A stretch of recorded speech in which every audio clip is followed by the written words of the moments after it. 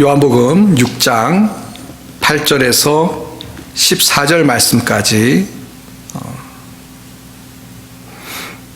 봉독하도록 하겠습니다. 제자 중 하나 곧 시몬 베드로의 형제 안드레가 예수께 여짜오되 여기 한 아이가 있어 보리떡 5개와 물고기 2마리를 가지고 있나이다. 그러나 그것이 이 많은 사람에게 얼마나 되겠사옵나이까. 예수께서 이르시되 이 사람들로 앉게 하라 하시니 그곳에 잔디가 많은지라 사람들이 앉으니 수가 5,000명쯤 되더라. 예수께서 떡을 가져 축사하신 후에 앉아있는 자들에게 나눠주시고 물고기도 그렇게 그들의 원대로 주시니라. 그들이 배부른 후에 예수께서 제자들에게 이르시되 남은 조각을 거두고 버리는 것이 없게 하라 하시므로 이에 거두니 보리떡 5개로 먹고 남은 조각이 12바구니에 찼더라. 그 사람들이 예수께서 행하신 이 표적을 보고 말하되 이는 참으로 세상에 오실 그 선지자라 하더라. 아멘. 예수님께서 제자들을 뽑으셨는데요. 그 중에 특별히 12제자가 있습니다. 근데 12제자들의 그 출신을 좀 살펴보면요. 대부분 이 어부 출신이었고, 마태 같은 경우에는 세리였습니다. 그러니까 당시에 그 사회 속에서 아주 평범한 사람들, 또 세리는 평범보다도 오히려 조금 사람들에게 이 손가락질을 받는, 멸시를 받는 그런 사람이었던 것을 우리가 기억합니다. 그러니까 세상적으로 좀 권력이 있고요. 또 세상적으로 학식이 있는 사람이었다기보다는 아주 평범한 사람들을 예수님께서 불러서 제자로 삼으셨던 것을 우리가 알 수가 있습니다. 근데 그런 제자들에게 예수님께서 이제 승천하시면서 모든 족속으로 제자를 삼는 그런 사명을 주셨습니다. 사실 저라면은 제가 예수님의 제자였다면 좀 마음에 많이 부담이 되었을 것 같습니다. 너무나 지극히 평범한데 이 모든 족속으로 가서 예수님을 증거하고 제자를 삼으라고 그러니까 그 사명이라는 것이 아주 크게 다가오지 않았을까 하는 생각을 합니다. 더구나 그 예수님께서 승천하실 때 예수님을 따랐던 제자들이 남긴 했습니다만 그렇게 많은 수는 아니었습니다. 또 사람들 가운데, 특별히 유대인들 가운데 핍박하는 사람들도 있고 그래서 굉장히 어려운 환경이었던 것을 우리가 압니다. 그런 상황 속에서 모든 족속으로 제자를 삼으라는 그런 사명을 주셨으니 사실 저 같았으면 이게 될 수 있을까라는 그런 좀 의심도 갔을 수 있지 않았을까라는 생각을 갖습니다. 물론 이건 뭐 가정이고요. 또 뭐 저 같으면 그렇겠다라는 생각인 것이죠. 근데 참 놀라운 것은 뭐 미션 임파서블이라고 이야기하기엔 좀 그렇습니다만 참 어려운 환경에 이 예수님의 제자들이 예수님의 명령을 따라서 복음을 증거하기 시작했는데요. 우리가 잘하는 것처럼 이 성령이 임하시고 하나님께서 역사하시니까 이 복음이 정말 복음이 퍼져나가서 많은 사람들이 주께로 돌아오는 역사가 일어났고요. 또 오늘날처럼 이렇게 전 세계에 교회가 세워져서 예수님을 증거하고 예배드리는 그런 하나님의 역사가 일어나는 것을 우리가 보게 됩니다. 그러니까 제자들은 좀 우리가 보기에 평범하고 또 좀 연약한 것 같았습니다만 또 상황도 어려운 것 같았습니다만 실제로 하나님께서 하셨다고 분명히 우리가 고백할 수 있는데요. 하나님께서 역사하시니까 이 땅에 정말 모든 족속들이 주께 돌아오는 그런 역사가 시작되었고 교회들이 세워지고 복음이 증거되어지는 그런 하나님의 역사가 일어나는 것을 우리가 분명히 알게 되는 것입니다. 어떤 사람은 그렇게 이야기할지도 모릅니다. 물론 12제자들은 그랬습니다만 이 바울과 같은 사람들은 대단한 학식을 가진 사람이니까 이 바울과 같은 사람을 통해서 이런 교회가 세워지고 또 교회가 든든히 서는 그런 역사가 일어난 거 아닙니까? 라고 이 바울의 학식에 초점을 맞춰서 그런 어떤 능력 있는 사람을 통해서 하나님의 복음이 증거된 거 아닙니까? 라고 질문하는 분도 있을지 모르겠습니다. 근데 사실 바울은 뭐라고 고백하냐면요. 자기는 모든 자 중에 가장 작은 자다. 정말 이런 모든 사람 중에 가장 작은 자기를 하나님께서 부르셔서 하나님의 일을 할 수 있게 하셨다라고 겸손히 고백하는 것을 보게 됩니다. 또 실제로 육체에 가시가 있었죠. 그래서 그것 때문에 하나님 앞에 기도했는데 하나님 듣지 않으셨습니다. 그리고 뭐라고 고백하냐면 내가 오히려 이 약한 데서 하나님의 능력을 힘을 볼 수 있기 때문에 오히려 이런 약한 것을 통해서 하나님의 능력을 가지고 사명을 감당할 수 있었다라고 겸손하게 고백하는 것을 우리가 성경에서 보게 됩니다. 그러니까 사도 바울도 물론 사도 바울의 학식을 하나님 사용하셨죠. 하나님께서는 우리의 재능이나 우리의 모든 것을 사용하십니다. 그러나 사도 바울이 고백한 것처럼 그것으로 일이 이루어진 것은 아니고요. 하나님의 능력이 사도 바울과 함께 했기 때문에 사도 바울이 그렇게 귀한 사역을 했다라는 사도 바울의 고백에 우리가 귀를 기울여야 될 줄 믿습니다. 무슨 말씀을 드리는 것이냐면 우리가 이 신앙생활을 하면서요, 사실 우리가 신앙생활을 잘하는 비결이 뭐냐, 우리가 하나님의 사명을 감당하는 비결이 무엇이냐. 우리는 연약하고 능력이 없습니다. 그러나 우리에게 능력이 있는데요, 우리에게 믿는 구석이 있는데요, 그것이 뭐냐, 바로 살아계신 하나님이 우리와 함께 하시고 우리는 약하지만 하나님은 강하시기 때문에 하나님을 통해서 우리가 신앙적으로 영적으로 성장할 수도 있고요, 또 하나님의 사명도 감당할 수 있다는 것을 우리가 기억하고 신앙생활을 해야 될 줄 믿습니다. 사실 믿는 사람이 그래서 강한 것이죠. 우리가 세상적으로 계산해 봤을 때 우리가 하나님의 자녀가 될 만해서 제자가 된 것도 아니고요, 또 우리가 하나님의 일꾼으로 뽑힐 만한 무슨 세상적인 계산을 통해서 그런 자격이 있기 때문에 하나님의 일을 하는 것은 아닙니다. 우리는 자격이 없고 부족하지만, 그러나 하나님이 우리를 부르시고 그리고 하나님께서 우리의 믿음을 가지고 역사하셔서 하나님의 일을 할 수 있는 그런 믿음의 사람, 또 하나님의 은혜 가운데 영적으로 날마다 예수님을 닮아갈 수 있는 그런 신앙의 사람이 되었다는 것을 우리가 기억하고 믿음 생활을 해야 될 줄 믿습니다. 오늘 그래서 함께 나누고 싶은 말씀은 무엇이냐면, 우리는 이렇게 인간적인 셈법을 많이 하죠. 인간적인 계산을 많이 합니다. 성경은 뭐라고 말씀하시냐면, 그런 인간적인 셈법이 아니라 우리가 신앙생활을 하는데 우리는 믿음으로 살아가는 사람들이기 때문에 믿음으로 하는 셈법을 가지고 살아가야 된다라고 말씀하십니다.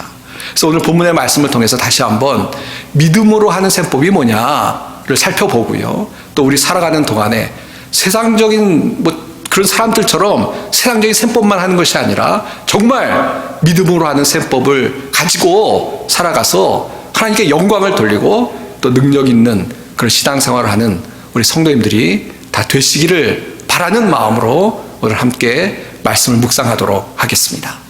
오늘 본문의 말씀을 잠깐 소개하면 이렇습니다. 예수님께서 이제 이렇게 계실 때 많은 무리들이 예수님을 따라왔습니다.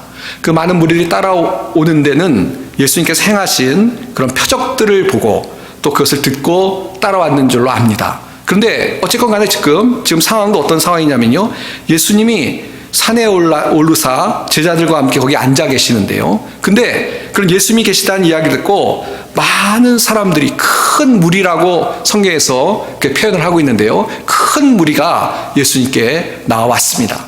근데 예수님께서 그 무리를 보시고 나서 이제 이 무리가 모였으니까 이들이 식사를 해야 되지 않습니까? 그 문제를 가지고 빌립에게 질문하고 계신 모습이 이어서 소개가 됩니다.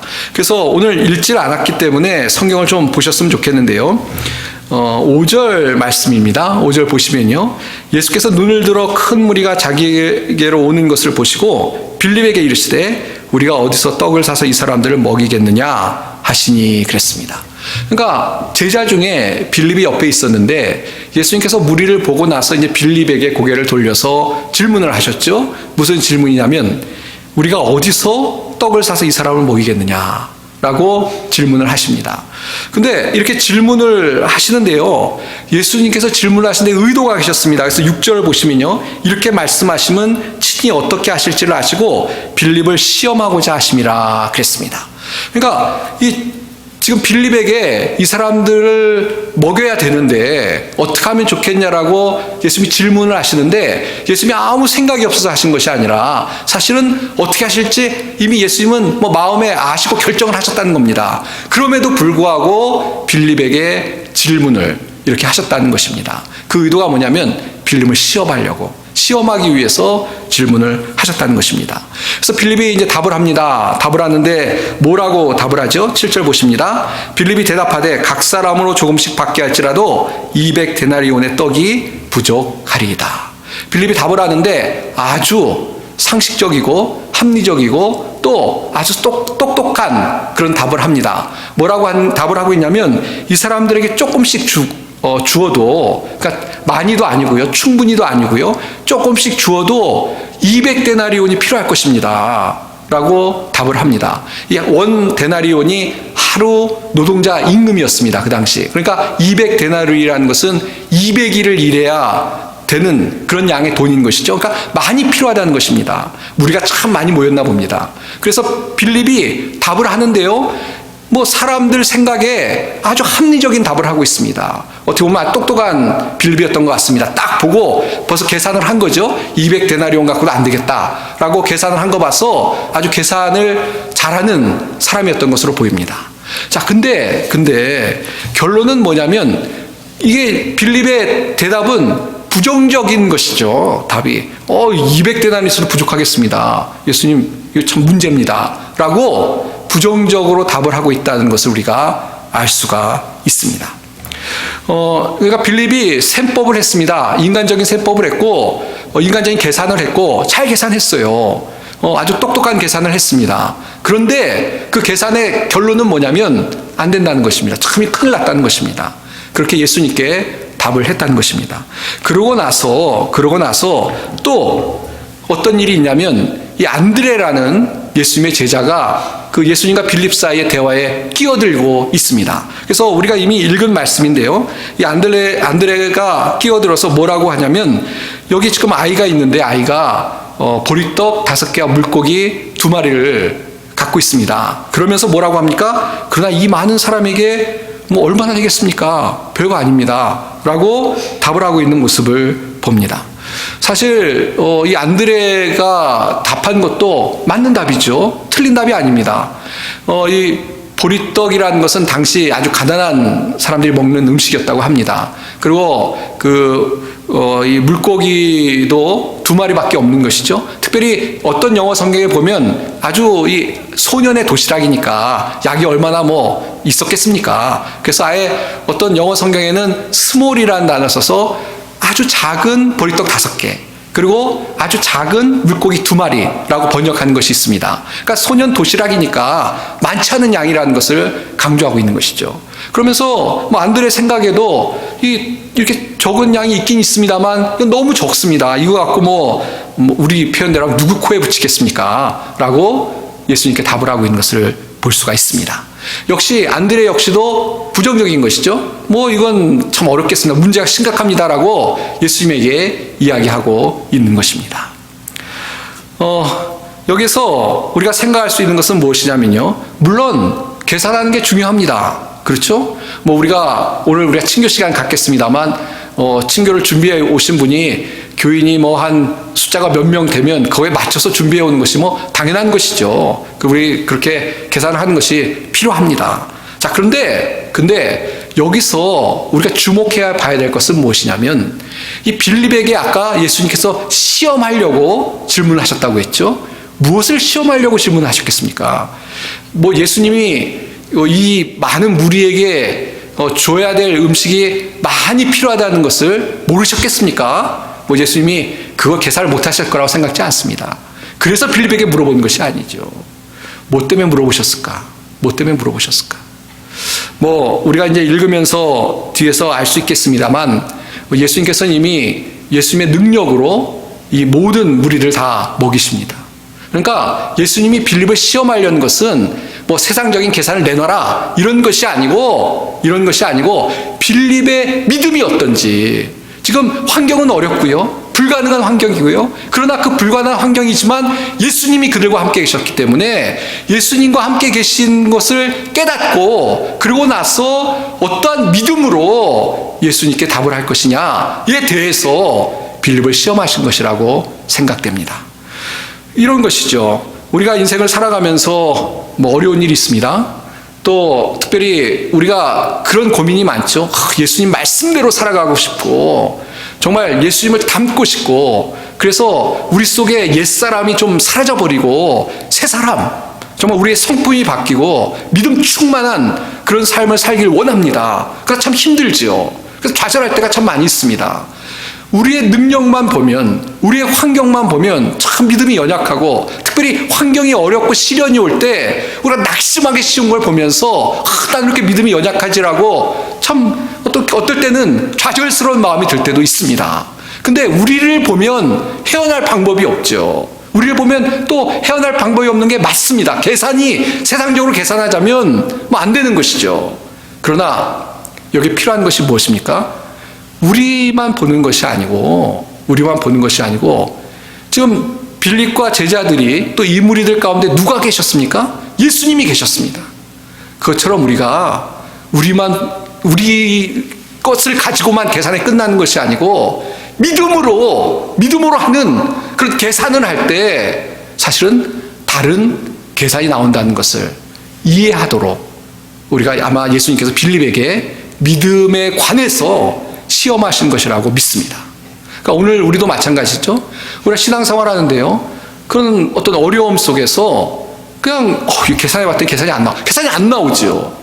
거기서 끝나면 세상 사람과 다 똑같은 것입니다. 그러나 거기서 끝나는 것이 아니고 살아계신 하나님의 능력을 믿고 예수님이 우리와 함께 하셔서 우리를 위로하시고 우리에게 평강을 주시고 이끄실 거라는 믿음을 가질 때는 다른 계산이 나온다는 것을 믿고 그 믿음 가운데 살아갈 수 있는 우리가 되어야 될 줄 믿습니다. 자, 그래서 보십시오.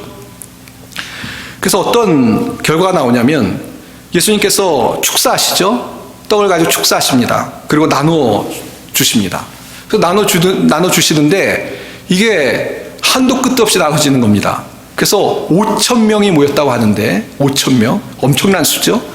또 이 5,000명에는 성경 정확하게 나오진 않습니다만 여자와 아이들을 뺀 숫자가 아닌가 싶습니다. 보통 이렇게 기록할 때는 당시에는 이 남자들 어른들만 기록하는 그런 어떤 관습이 있기 때문에 그러니까 더 많을 수 있죠. 그러니까 어쨌건 성경 5,000명이라고 하니까 5,000명이 다 충분히 먹었습니다. 배불리 먹었습니다.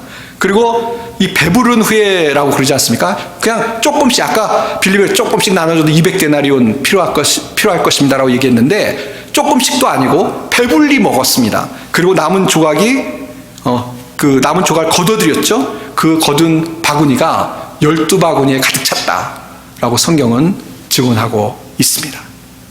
하나님의 역사가 나타나는 것이죠. 예수님께서 또 다른 표적을 행하신 것을 우리가 성경에서 보게 되는 것입니다. 빌립도 안드레도 인간적으로 생각하면 틀린 것은 아니었습니다. 제대로 계산을 했죠. 그러나 그것이 올바른 계산이 아니었다는 것이 지금 증명이 되었는데요. 왜냐? 예수님이 역사하시니까 그 모든 환경을 다 뒤집어 엎어버리고 하나님의 놀라운 역사를 통해서 모든 사람이 배부르게 되는 그런 놀라운 은혜가 임하였다는 것을 우리가 볼 수가 있는 것입니다. 그렇습니다. 아까도 말씀드렸습니다만 우리가 살아가는 동안에 믿는 사람들이 자꾸 어떤 우리의 삶 속에 믿음을 배제해버리고 그냥 세상과 똑같은 방식으로 살아간다면 이런 역사를 경험할 수는 없을 것입니다. 반대로 우리가 살아가는 동안에 하나님을 믿고 하나님께서 나와 하심을 믿고 믿음으로 살아간다면 믿는 자에게 하나님의 놀라운 은혜가 임할 줄로 믿습니다. 몇 개 성경 말씀을 통해서 좀 예를 들어드리면 좋을 것 같습니다. 예수님께서 죽은 나사로를 살리신 이야기를 잘 아실 겁니다. 요한복음 11장에 나오는데요. 나사로가 죽었다는 이야기를 듣고 거기 가십니다. 근데 이 나사로가 죽은 지 시간이 좀 지났습니다. 요한복음 11장 39절 40절인데요. 제가 읽어보면 이렇습니다. 예수께서 이르시되 돌을 옮겨 놓으라 하시니 그 죽은 자의 누이 마르다가 이르되 주여 죽은 지가 나흘이 되었음에 벌써 냄새가 나나이다. 예수께서 이르시되 내 말이 내가 믿으면 하나님의 영광을 보리라 하지 아니하였느냐. 예. 제가 읽었는데 설명을 드리면 이런 거죠. 죽은 지 나흘이 되었습니다. 그래서 이 누이 마르다도 예수님 이제 냄새가 납니다. 사흘이 지났으니까 냄새가 납니다. 라고 계산을 했어요. 너무 당연한 계산이죠. 이제 사흘이 지났으니까 냄새가 납니다. 라고 뭐 바른 계산을 했습니다. 인간적으로, 합리적으로. 그러나 예수님께서 하신 말씀이 무엇입니까? 내가 믿으면 하나님의 영광을 보리라. 라고 말씀하시고 나서 죽은 나사로를 살리셨습니다. 그러니까 마르다도 예수님이 지금 여기 오셨다는 것을 계산에 넣지 않은 것이죠. 그러니까 나흘 지났습니다. 부정적으로 얘기한 것입니다. 그러나 예수님께서 내가 믿으면 하나님의 영광을 보리라 라고 말씀하시고 죽은 나사로를 살리셨다는 것입니다. 누가복음 5장에 보시면요, 이 베드로가 밤새 이 물고기를 잡던 이야기가 소개됩니다. 근데 물고기를 밤새 했는데 못 잡았어요. 근데 예수님께서 오셔서 뭐라고 했냐면 그 깊은 데로 가서 그물을 내려 고기를 잡으라 라고 말씀하셨습니다. 근데 사실 아시는 것처럼 이 시몬 베드로는 전문 어부입니다. 뭐 너무나 오랫동안 어부 생활을 했고요. 그러니까 뭐 너무 잘하는 거예요. 그러니까 전문가예요. 근데 밤새도록 못 잡았다는 얘기는 뭔가 문제가 있었던 거예요. 뭐 몰라서 어리석어서 못 잡은 것이 아닙니다. 근데 예수님이 오셔서 깊은 데로 가서 그물 내려라 라고 말씀하시니까 아마 믿음이 없거나 좀 교만한 사람 같으면 이거 뭐 나를 우습게 알고 그런 얘기를 하나? 내가 밤새 못 잡았는데 이 갑자기 상황이 역전돼서 고기가 잡히겠나? 라고 생각했을지도 모르겠습니다. 그러나 너무나 다행스러운 것은 베드로가 예수님의 말씀을 따릅니다. 그래서 깊은 데로 가서 정말 그물을 내렸습니다. 그때 어떤 결과가 나타났냐면 힘이 많아 그물이 찢어질 정도로 물고기를 얻게 되었다라고 성경은 말씀해주고 있습니다. 이게 무슨 얘기입니까? 베드로가 그런 얘기를 하죠. 내가 말씀에 의지하여 그물을 내리겠습니다 라고 믿음으로 그 예수님의 말씀에 따랐을 때 밤새 안 잡히던 물고기가 잡히게 되었다는 것입니다. 그러니까 베드로가 어떻게 한 거냐면 밤새 못 잡았지만 어떻게 보면 믿음으로 순종했을 때 그런 고기를 낚을 수가 있었다는 것입니다. 그러니까 예수님을 어떤 믿음으로 예수님의 말씀에 순종하는 것을 자기 인생의 셈법으로 계산을 했을 때 많은 많은 물고기를 얻게 되었다라고 우리가 이해할 수 있는 것입니다. 하나만 더 보겠습니다. 다윗과 골리앗 이야기를 잘 아실 겁니다. 이 다윗은 물론 뭐 아주 아름답고 또 목자로서 또 이렇게 일을 하던 그런 사람이었습니다. 그러나 골리앗에 비하면 전사는 아니었습니다. 무슨 경험이 있는 군인도 아니었고요. 근데 반면에 골리앗은 어떤 사람이었냐면 키가 한 3m가 되는 거인이었습니다. 그리고 그 사울이 이야기한 것처럼 어려서부터 용사였습니다. 그러니까 산전수전, 뭐 공중전 다 겪은 그런 아주 용맹한 용사였다는 것입니다. 그래서 나와서 나 싸우자 그러니까 아무도 못 나왔어요. 왜냐? 너무너무 잘 알거든요. 이 골리앗을 이길 수 없다는 것을 잘 알기 때문에 이스라엘 백성들이 이 골리앗이 하나님을 모욕해도 나오지를 못했습니다. 그런데 다윗이 용감하게 골리앗과 싸우겠다라고 이야기하고 나왔죠. 다윗은 사울의 군복과 투구를 쓰고 나가려고 했어요. 근데 이게 익숙치 않아서 못 나가는 거예요. 왜냐하면 그런 경험이 없는 거예요, 전쟁에. 그래서 잘 맞지가 않고 그러니까 이 사울의 군복을 빌려줘도 입고 나가지 못했습니다. 그러니까 인간적인 계산으로 한다면 게임이 안 되는 것이죠. 뭐 이건 정말 초등학생하고 프로 선수하고 하는 그런 경기가 된 것입니다. 자, 그런데 다윗이 뭐라고 이야기합니까? 사무엘상 17장 47절에 보시면 또 여호와의 구원하심이 칼과 창에 있지 아니함을 이 무리에게 알게 하리라. 전쟁은 여호와께 속한 것인즉 그가 너희를 우리 손에 넘기시리라. 다윗은 지금 어떻게 계산하고 있습니까? 다윗이 인간적인 계산을 했다면 이건 뭐 계산이 안 나오는 거죠. 나가면 죽는 거죠. 그러나 다윗은 그렇게 계산하지 않았습니다. 하나님을 모욕하는 저 골리앗, 하나님을 모욕했기 때문에 하나님께서 나와 함께 하셔서 이길 수 있게 하실 것이다 라는 믿음이 있었던 것입니다. 나는 약하지만 그러나 하나님이, 전쟁은 하나님께 속한 것이기 때문에 하나님을 의지하고 나갔을 때 하나님께서 이기게 하실 것이다 라는 믿음으로 나갔고, 우리가 잘 아는 것처럼 한 번에 골리앗을 물리칠 수 있었습니다. 사랑하는 성도 여러분, 이 모든 것들이 다 무엇을 우리에게 이야기하고 있는 것입니까? 우리가 신앙생활하면서 세상을 살아가는 동안 우리 그리스도인들 많이 부족합니다. 또 스스로 부족하다고 느낄 때가 있습니다. 그 부족하다는 것이 여러 가지인데요. 저는 오늘 그런 거에 좀 초점을 맞췄으면 좋겠습니다. 아까도 말씀드렸습니다. 우리가 예수님처럼 되고 싶고 하나님이 원하시는 어떤 신앙의 사람이 되고 싶은데 참 날마다 살아가면서 하나님 앞에 죄송스럽고 부족한 그런 것을 느끼고 고백할 때가 있습니다. 근데요, 그렇게 부족하지만 그럼에도 불구하고 낙심하거나 좌절하지 마시라는 겁니다. 왜? 계산을 믿음으로 하십시오.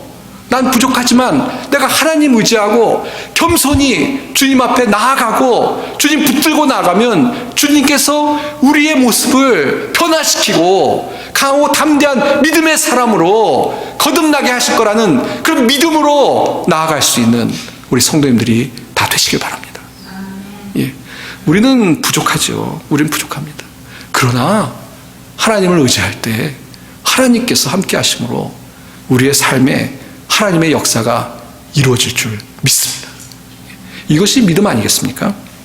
빌립보서 4장 13절에 보면 사도 바울이 그런 이야기를 합니다. 내게 능력 주신 자 안에서 내가 모든 것을 할 수 있다. 예. 내게 능력 주신 자 안에서 내가 모든 것을 할 수 있다. 하나님의 능력으로 모든 것을 할 수 있다는 이야기입니다. 물론 조심하셔야 되는데 그 말씀은 뭐냐면 내가 가난할 수도 있고 부할 수도 있고 어떤 상황에서건 모든 것을 다 자족할 수 있는 그런 능력을 이야기하고 있는 것입니다. 그러니까 내가 모든 걸 할 수 있다고 해서 맘만 먹으면 다 할 수 있다는 것이 아니고 모든 어떤 삶의 부분에 그런 것이 아니고 어떠한 삶의 환경에 처하건 간에 내가 모든 것을 감당할 수 있다라는 의미입니다. 그래서 이게 굉장히 중요한데요. 우리가 신앙생활 하면서 환경을 뛰어넘는 어떤 하나님이 주시는 기쁨과 행복으로 살아가는 게 중요한데 바로 사도 바울이 이야기하고 있는 것이 그것이라는 것입니다. 우리가 하나님의 은혜 주시면요, 우리 환경이 어떻건 상관없이 어떤 시련이 오거나 어려움이 오거나 상관없이 다 그것을 이길 수 있는 그런 믿음의 사람이 될 줄 믿습니다. 그것이 중요한 것이죠. 또 실제로 하나님이 함께 하시면 우리 삶에 우리의 어떤 성품들이 바뀌어서요 날마다 주님을 기쁘시게 하는 그런 삶을 살아갈 수 있는 사람으로 우리가 변화될 수 있다는 믿음을 가지고 살아갈 수 있는 우리 성도님들이 다 되시기를 바랍니다. 예. 하나님을 의지하는 사람은 어떤 위기가 와도 하나님의 능력으로 이길 줄 믿습니다. 우리의 능력이 아닌 것이죠. 내가 때로는 나를 상처 준 사람에게 용서를 못하는 나를 발견할 때도 있습니다. 사랑을 못하는, 사랑할 수 없는 그런 각박한 마음이 있다는 걸 깨닫고 괴로울 때도 있습니다. 우리는 그래요. 우리는 원래 좀 못됐지 않습니까? 이기적이고. 근데 하나님의 능력으로, 우리는 못하지만 믿음으로 하는 셈법을 가지고 하나님의 능력을 의지하면 하나님의 능력으로 이웃을 사랑하고 용서하고 섬기는 사람이 될 줄로 믿습니다. 봉사하는 것도 그렇습니다. 봉사하는 거 우리의 힘 가지고 못할 때가 있습니다. 우리의 어떤 능력도 부족해서요. 또 우리의 어떤 이기심 때문에 봉사하는 게 참 힘들 수 있습니다. 근데요, 우리는 그렇지만 하나님이 우리와 함께 하시고 내가 하나님을 믿고 믿음 가운데 행하면 봉사의 일도 잘 감당할 수 있을 줄 믿습니다. 그것이 믿는 사람의 능력인 것입니다. 물론 여기서 좀 사족을 달아야 될 것 같아요. 그렇다고 믿음의 셈법, 그러니까 내가 모든 거 다 할 수 있어. 믿음만 있으면 다 돼. 근데 조심하셔야 되겠죠. 물론 하나님께서 원하시는 하나님의 뜻대로 살아가는 것을 이야기하는 것입니다. 성경에도 나옵니다만 이 정욕으로 구하면 듣지 않으신다라는 말씀을 기억하실 것입니다. 야고보서 4장에 있는 것인데요. 구하여도 받지 못함은 정욕으로 쓰려고 잘못 구한 것이다. 그런 것들은 믿음으로 셈해도 안 되죠. 이런 것입니다. 좀 예를 격하게 좀 드려야 될 것 같습니다. 이 카지노 가셔가지고 하시는데 확률적으로 안 된다고 그래. 그러나 나는 세상의 셈법이 아니라 하나님의 셈법으로 하는 거니까 이 확률을 뛰어넘고 내가 땡기면 될 거야. 절대 안 될 것입니다. 예. 하나님이 못하셔서가 아니라 하나님이 안 해주시죠. 예, 하나님이 안 해주시죠. 예. 그런 말씀을 드리는 것이 아닌 것이죠. 또 그렇게 오해하시는 분도 계십니다. 믿음으로 사는 거니까, 믿음으로 생활을 사는 거니까 아파도 병원 안 가도 되지 않겠냐? 그거 아닙니다. 하나님 우리에게 일반 은총을 주셨잖아요. 일반 은총을 주셨습니다. 그러니까 믿음으로 할 필요 없이 병원 가면 날 것을 믿음으로 하지 마십시오. 예. 그냥 기도하고 하나님 의사 선생님에게 지혜를 주시고 하나님 건강을 주십시오. 기도하고 또 하나님께서 주신 그런 일반 은총을 잘 활용하시는 것도 하나님의 축복을 누리는 길인 것입니다. 그러니까 믿음으로 한다고 해서 그렇게 함부로 하시면 안 됩니다. 이건 어떻게 보면 사족이고 다 아시는 건데 혹시나 오해하실 분이 있지도 모르겠다라는 마음에서 말씀을 드렸습니다. 이런 말씀을 드리고 싶어요. 우리가 신앙생활 하는데요. 사실은요. 진짜 믿고 나가야 될 때는 안 나가고 쓸데없는 거 믿어서 문제가 되는 거죠. 그렇죠? 쓸데없는 거 믿어서 문제가 되는 것이지 진짜 믿음이 필요한데 믿음을 발휘한다면 사실 문제가 안 될 거라고 생각합니다. 아까 말씀드린 것처럼 인생을 살아가는데 어려움이 있어요. 사도 바울처럼 내가 부하거나 가난하거나 다 감당할 수 있는 하나님의 능력으로 감당할 수 있는 사람이 되었다라는 고백 얼마나 멋있습니까? 그러니까 우리가 믿음으로 산다는 것은요. 이렇게 하나님을 의지해서 어떤 환경이 오더라도 낙심하지 않고 오히려 그런 어려운 환경 속에서도 주님을 찬양하고 기뻐하는 그런 사람으로 살아갈 것을 기대하고 나아가는 것이라는 것을 기억하고 믿음으로 살아갈 수 있는 우리 성도님들이 다 되시기를 바랍니다. 이제 말씀을 맺도록 하겠습니다. 얼마 전에 TV를 봤는데요. 한국 아이들인데 암산을 잘하는 아이들이 나왔습니다. 근데 대단하더라고요. 정말 계산을 잘하더라고요. 저는 따라가지도 못하는데 숫자를 엄청난 숫자를 부르는데 그것을 다 이렇게 듣더니 그 합계를 딱 내더라고요. 그리고 이 벽에 이 숫자가 이렇게 지나가는데 저는 읽지도 못하겠어요. 단위가 너무 커서. 근데 그걸 싹 보더니 답을 착 내더라고요. 야, 정말 계산을 참 잘하는 아이를 보면서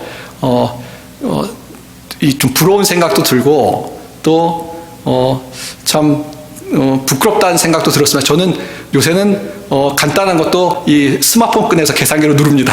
잘 안 돌아가는데 참 머리가 좋은 거 또 계산을 잘하는 건 참 좋은 것 같아요. 그런 아이들이 아마 공부 잘해가지고 큰 일을 하는 훌륭한 아이들이 되지 않을까 하는 생각을 해봅니다. 저희는 그런 계산은 좀 못해도 하나만 잘하면 되지 않겠습니까? 믿음으로 하는 계산은 잘하면 될 것 같습니다. 세상적인 계산은 좀 못해도 우리가 믿음의 사람들이니까 하나님의 사람들이니까 오늘 말씀 기억하면서 세상을 살아가는 동안 믿음으로 하는 셈법에 아주 유창한 우리 모든 성도님들이 다 되시길 바랍니다. 좀 어려움이 와도 어떡하지 낙심하지 마시고요. 나 왜 이러지? 나 이거 근데 하나님이 할 수 있겠나 이래서 너무 그렇게 빼지 마시고요. 하나님이 우리와 함께 하신다는 걸 믿고 하나님이 함께 하시면 주님의 능력으로 감당할 수 있다는 것을 믿고 지금 보이는 것이 없어도 믿음으로 주님 의지하면 나에게 닥친 모든 것들이 합력하여 선을 이루어서 마침내 하나님의 은혜를 깨달은 날이 올 것이라는 그런 기대와 믿음으로 나아갈 수 있는 우리 모든 성도님들이 다 되시길 바랍니다. 사랑하는 성도 여러분, 오병이어의 기적을 우리가 보았는데요. 우리 연약한 모습도 주님이 바꾸시면 많은 사람들에게 배부르게 하는 그런 하나님의 사람들이 될 줄 믿습니다. 사랑하는 성도 여러분, 주님 의지하셔서 믿음으로 살아가셔서 하나님이 주시는 풍성한 삶을 누리고 또 다른 사람에게 나눌 수 있는 그런 모든 성도님들이 다 되시기를 주님의 이름으로 축원드립니다. 기도하겠습니다. 하나님 아버지, 은혜를 감사합니다. 주님이 우리와 함께 하시기 때문에 우리는 약하고 부족하지만 하나님의 은혜 가운데 살아갈 수 있는 줄 믿습니다. 하나님, 저희가 어떠한 상황 속에서도 믿음으로 모든 것들을 대하고 계산하고 주님 의지하는 가운데 승리할 수 있는 믿음의 사람들이 되게 도와주시옵소서. 주님께서 인도하실 줄 믿사오며 우리 주 예수님의 이름 받들어 간절히 기도하옵나이다. 아멘.